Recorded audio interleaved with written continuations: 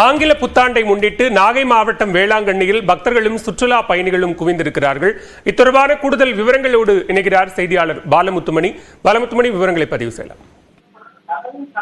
பாலவேல், ஆங்கில புத்தாண்டை முன்னிட்டு உலக புகழ்பெற்ற வேளாங்கண்ணி புனித ஆரோக்கிய அன்னை பேராலயத்திற்கு வரக்கூடிய சுற்றுலா பயணிகளின் எண்ணிக்கை அதிகரித்து வேளாங்கண்ணியை விழாக்கோலம் கொண்டுள்ளது என்றுதான் கூற வேண்டும். அது தொடர்பான காட்சிகளை நாம் பார்த்தாலே தெரியும். எங்கு பார்த்தாலும் மக்கள் வெள்ளத்தில் வேளாங்கண்ணி மிதந்து வரக்கூடிய காட்சிகளை நம்மால் காண முடிகிறது.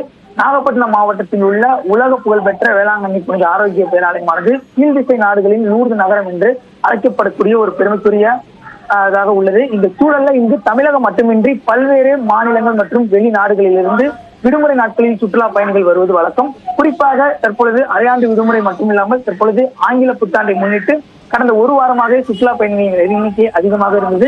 இந்நிலையில் நேற்று இரவு புத்தாண்டை முன்னிட்டு மும்மத பிரார்த்தனையை முடித்துவிட்டு தற்பொழுது ஏராளமானோர் உற்சாகமாக கடலில் குளித்து மகிழ்ந்தும், அதே போல பழைய மாதா கோவில், புதிய மாதா கோயில், விண்மீன் ஆலயம் உள்ளிட்ட பல்வேறு இடங்கள்ல சாமி தரிசனம் செய்து தற்பொழுது உற்சாகமாக பொழுதை கழித்து வருகிறார்கள்.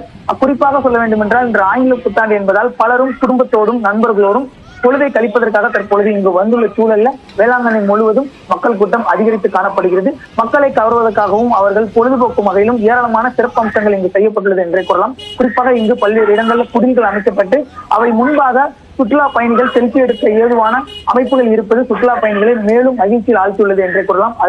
விவரங்களுக்கு நன்றி பாலமுத்துமணி. தொடர்ந்து சுபதடி செய்திகளை பார்க்கலாம். சென்னை நீலாங்கரை பகுதியில் 6.6 கிராம் மெத்தபெட்டமைன் போதைப்பொருள் வைத்திருந்த 3 பேர் கைது செய்யப்பட்டனர். கொட்டிவாக்கத்தில் போதைப்பொருள் புழங்குவதாக நீலாங்கரை காவல் நிலையத்திற்கு ரகசிய தகவல் கிடைத்தது. அதன் அடிப்படையில் பென்ட்லி ஹோட்டல் அருகே தனிப்படை காவலர்கள் சோதனையிட்ட போது 3 பேரிடம் மெத்தபெட்டமைன் போதைப்பொருள் இருந்தது தெரியவந்தது. இதனையடுத்து சென்னையைச் சேர்ந்த முகமது இலியாஸ், முகமது அசாருதீன் மற்றும் பட்டுக்கோட்டையைச் சேர்ந்த சல்மான் பாரிஸ் ஆகிய 3 பேர் கைது செய்யப்பட்டனர். மேலும் அவர்களிடமிருந்து 6.6 கிராம் மெத்தபெட்டமைன், 3000 ரூபாய் ரொக்கம் பறிமுதல் செய்யப்பட்டது.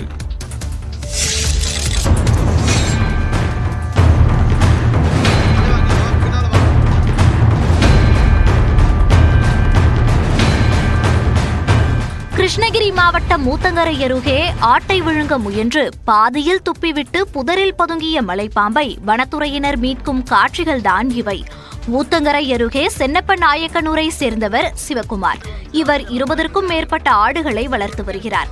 சிவகுமாருக்கு சொந்தமான ஆடுகளை மேய்க்கும் பணிகளில் கார்த்திக் என்பவர் ஈடுபட்டிருந்தார். அப்போது திடீரென ஆடுகள் அலறல் சத்தம் கேட்டதால் கார்த்திக் சென்று பார்த்தார். அப்போது மலைப்பாம்பு ஒன்று ஆட்டை விழுங்கிக் கொண்டிருந்ததை பார்த்து சத்தமிட்டார். மேலும் வனத்துறையினருக்கும் தகவல் அளித்தார். ஒரு கட்டத்தில் ஆட்டை விழுங்க முடியாத மலைப்பாம்பு பாதியில் வெளியே துப்பிவிட்டு புதரில் சென்று பதுங்கியது. இதையடுத்து அங்கு சென்ற வனத்துறையினர் 10 அடி நீள மலைப்பாம்பை மீட்டனர்.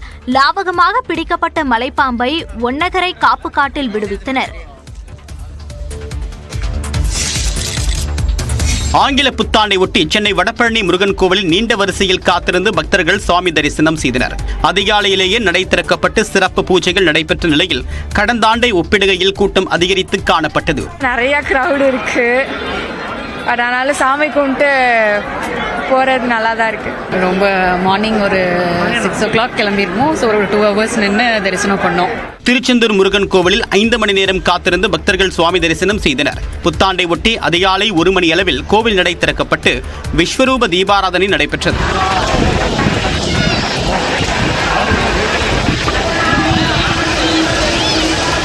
பழனி முருகன் கோவிலில் பக்தர்கள் நீண்ட வரிசையில் காத்திருந்து சுவாமி தரிசனம் செய்தனர். காவடி எடுத்தும் அலகு குத்தியும் பக்தர்கள் நேர்த்திக் கடன் செலுத்தினர்.